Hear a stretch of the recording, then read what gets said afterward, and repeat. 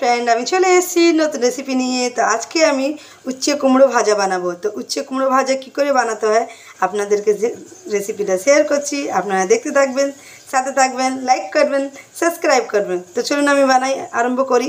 তো তার আগে কি কি লাগে আপনাদেরকে দেখাচ্ছি, দেখতে থাকুন, সাথে থাকুন।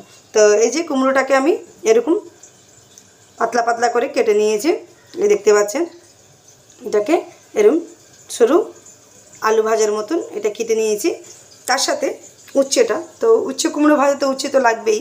তো এই যে উচ্ছেটাও সেম এরকম ছোট ছোট করে কেটে নিয়েছি, পাতলা পাতলা করে। এই যে দেখতেই পাচ্ছেন। তো এটা কাটা হয়ে গেছে। তার সাথে পেঁয়াজ লাগছে। তো ফোড়নের জন্য কী কী লাগছে এটাও আপনাদেরকে দেখাচ্ছি, আপনারা দেখতে থাকুন, সাথে থাকুন। তো চলুন দেখি। তো ফোড়নের জন্য এই যে শুকনো লঙ্কা দুটো নিয়ে নিয়েছি, তার সাথে কালো জিরে, হলুদ, নুন। তো এটা মশলা লাগছে, আর আমি কিছু দিচ্ছি না। আজকে প্লেনে দেখাচ্ছি আপনাদের উচ্ছে কুমড়ো ভাজা। তো চলুন আরম্ভ করি আমরা। তো এই যে কড়াটা বসিয়ে দিয়েছি, কড়াটা একটু গরম হোক।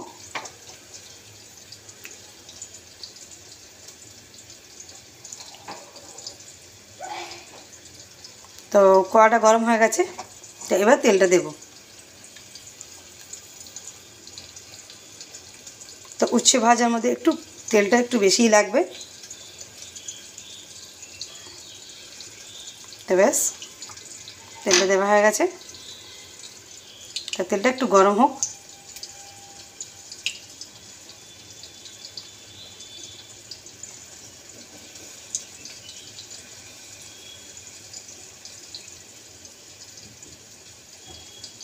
তো তেলটাও গরম হয়ে গেছে। এবার ফোড়নগুলো দেবো।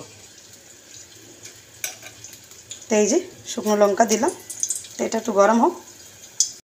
তো শুকনো লঙ্কাটা গরম হয়ে গেছে। এবার কালো জিরে, তার সাথেই পেঁয়াজটা দিয়ে দেবো। তো পেঁয়াজটা দেওয়া হয়ে গেছে। পেঁয়াজটাকে একটু কালার আসুক।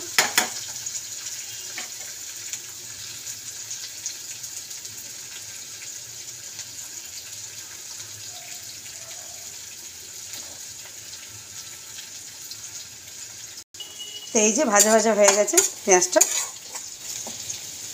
কালারটা চলে এসেছে। তো এবার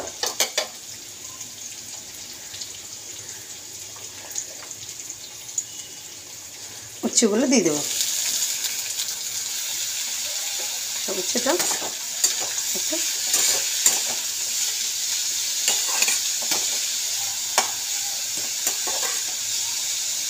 একটু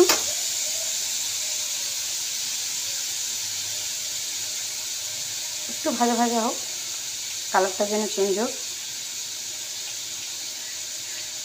তো এই যে একটু ভাজা ভাজা হয়ে গেছে।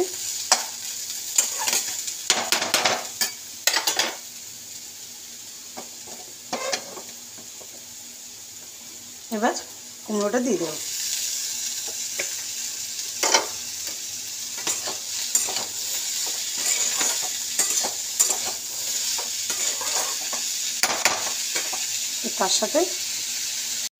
তার সাথে হলুদ,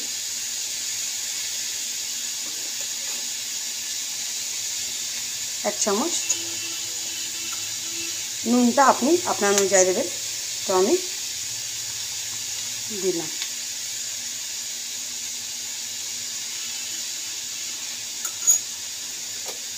তো এটাকে এবার একটু ভাজা ভাজা হোক। তো কুমড়োটা একটু গলে যায়,